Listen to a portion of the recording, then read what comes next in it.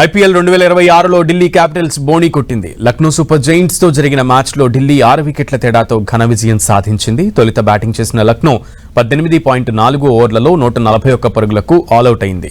ఈ లక్ష్యాన్ని ఢిల్లీ 17.1 ఓవర్లలో 4 వికెట్లు కోల్పోయి ఛేదించింది.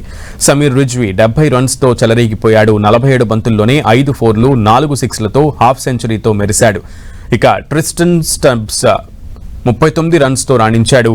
అయితే లక్ష్య ఛేదనలో ఢిల్లీకి ఆరంభంలోనే వరుస షాక్లు తగిలాయి. కేఎల్ రాహుల్, అక్షర్ పటేల్ డకౌట్ కాగా పాథుమ్ నిశాంక రన్అట్ ఒక్క రన్ను మాత్రమే చేసి నిరాశపరిచాడు. నితీష్ రాణా కూడా తక్కువ స్కోరుకే పెవిలియన్ చేరాడు.